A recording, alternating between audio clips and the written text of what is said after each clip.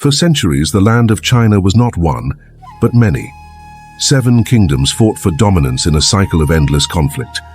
The map was a patchwork of blood and ambition, where borders changed with the setting sun and every valley echoed with the march of soldiers. War consumed the countryside. Ancient palaces were reduced to ash as rival kingdoms fought endlessly for absolute power over the central plains. Everything the light touched was scorched by the fires of battle. The old world was dying, leaving only ruins in its wake. But amidst the smoke and shadows, one young king believed the chaos could end.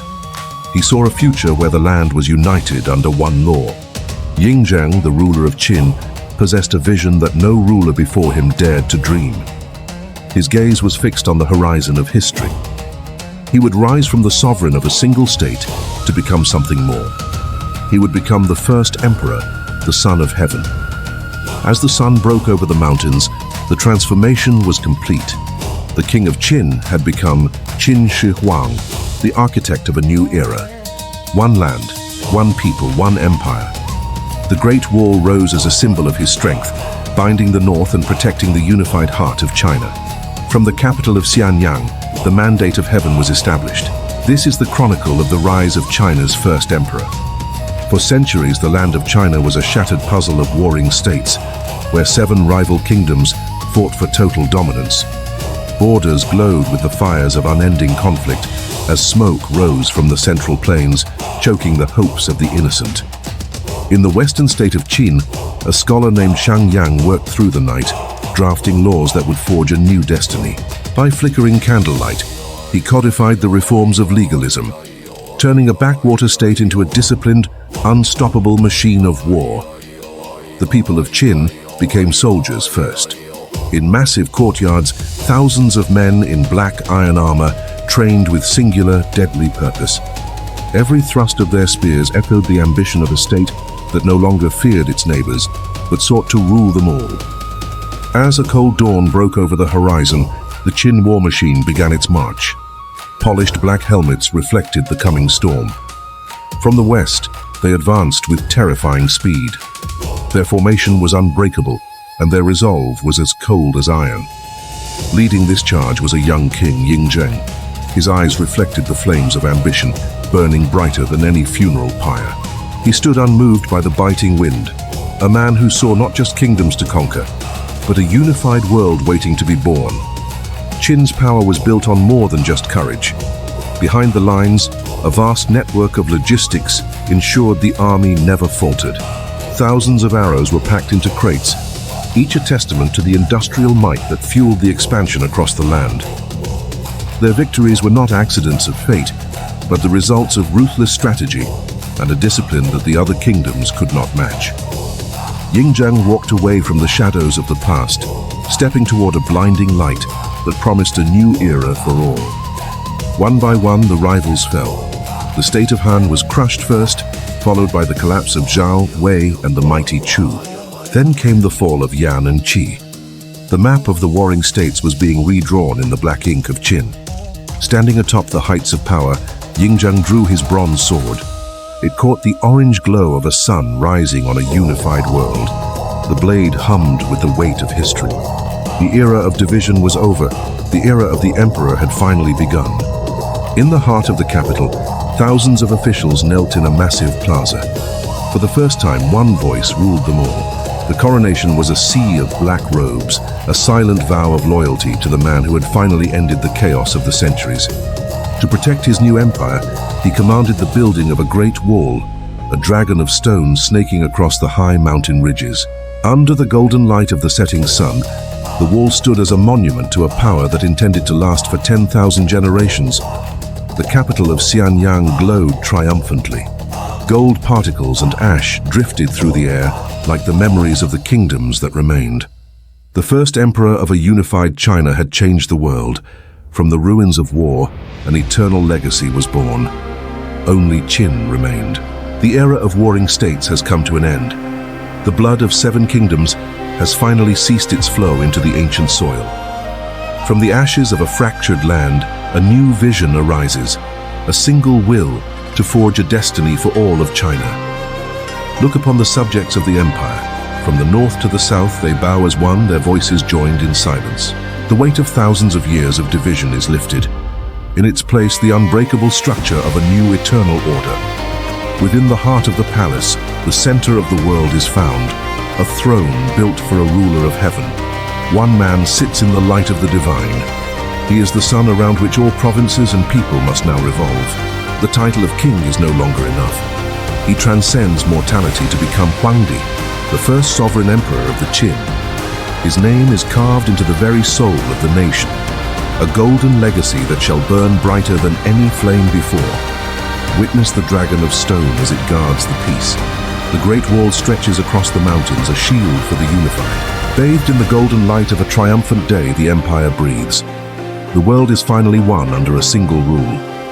At the summit of history, he stands alone, looking out over a vast horizon that belongs to him, and him alone. Qin Shi Huang, the first emperor. His triumph is absolute, and his legend shall echo until the end of time. The fires of war have finally cooled. 7 kingdoms, once divided by blood, now stand as one under the dragon banner. But military conquest was only the beginning. To truly rule an empire, one must first unify its very soul. King Yingzheng looked upon his vast domain, seeing not just land, but a vision of absolute unshakable order across the central plains. Diversity had become a barrier to progress. To communicate as one nation, the people required a single voice and a single script. The complex, fragmented characters of the past were distilled into the elegant small seal script, bridging the gap between distant provinces. In the bustling markets, confusion reigned. Every region brought its own coins and its own measures of value, stifling the flow of wealth. The first emperor mandated the ban liang, round bronze coins with square holes, symbolizing the harmony between heaven and the earth. Standardization extended to the very weight of survival. Trust was built on bronze measuring cups and balance scales distributed to every official. From the smallest grain merchant to the grandest treasury, one unit of measure now ruled them all, ensuring fairness under the law. But order required more than coins. It required a foundation of steel, the great legalist code, governing every citizen with absolute equality. Shadows of scholars danced on the walls as they codified the new laws. No longer would whim or tradition dictate justice. The Qin Code left no room for ambiguity. Reward for the diligent, punishment for the wayward, a clockwork system for a new age. To bind the empire together physically, the earth itself was reshaped. Thousands of workers labored to carve the imperial road network. These vast highways connected the capital to the furthest reaches, ensuring the emperor's commands traveled faster than ever before. At the heart of this web lay Xianyang, a city of grand black-roofed palaces, rising as a monument to eternal stability and power. The chaos of the warring states was replaced by the magnificent precision of the Qin, a machine of state that never slept. He is Qin Shi Huang, the first emperor, the architect of a legacy designed to endure for 10,000 generations. Though the dynasty would pass, these standards would remain, forming the bedrock of a civilization for 2 millennia to come. One empire, one standard, one people. The Qin legacy is eternal. In an age of fractured kingdoms, one man envisioned a border that would defy time itself. The first emperor looked toward the northern darkness, where the Great Wall began as a whisper of destiny in the wind. From the plains to the highest peaks, a massive engine of human labor roared to life across the jagged mountain ridges. Thousands moved in rhythmic unison, hoisting granite under the fluttering black and gold banners of the Qin Dynasty. Like a celestial dragon made of stone, the spine of the empire began to stretch across the infinite horizon. As the morning sun breaks the clouds, the first rays of light illuminate the watchtowers, signaling an era of absolute defense. On the newly completed ramparts, the Black Armor legions stand ready, their presence as unyielding as the rock beneath them. A blade is drawn, reflecting the sharp light of a nation that refuses to fall, a shield against the tides of history. The first emperor stands at the summit, watching his legacy burn bright under the golden glow of the setting sun. A monument built in stone, a spirit forged in fire. The Great Wall remains the eternal frontier of a unified land. Under heaven, I have forged a single path, yet the silence of this throne is heavier than any crown I have ever worn. They call me the first emperor, the architect of a new world. But in the cold stillness, I am haunted by the echoes of what was lost. The halls of Xianyang are long, and the shadows here have a way of remembering the faces of the fallen. I see them in the reflection of the stone. The ghosts of 6 kingdoms I ground into the dust, watching from the dark. Every whisper in the wind feels like a hidden blade. Can absolute power ever truly purchase a moment of peace?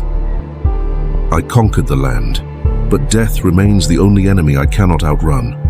My empire must outlast the grave. Bring me the fire of the stars. I will not allow my legacy to be buried beneath the yellow springs of the earth. If the heavens will not grant me eternity, I shall forge it myself. 1,000 generations will know my name. I look upon the world I have built, a sea of light stretching to the horizon like a second firmament. But as I gaze at the stars, I realize that even the sun is solitary in its brilliance. I am the center, yet I am alone. Peace is a shadow I chase through the ages. My legacy is carved in stone, but my soul still seeks the light. The empire remains, the shadow endures. And I am the first of forever. The throne of Qin is a mountain of obsidian, heavy with the weight of 1,000 years of destiny. In this heavy silence, I believed my conquest was complete.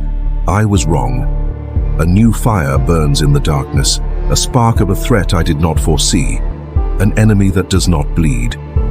My empire stretches to the horizon, yet the true enemy hides where light cannot reach. My hand craves the coming storm. There is a ghost in these halls. It watches. It waits. The unification of China was only the beginning of a darker war. The shadows are lengthening. Episode 3: The Eternal Shadow.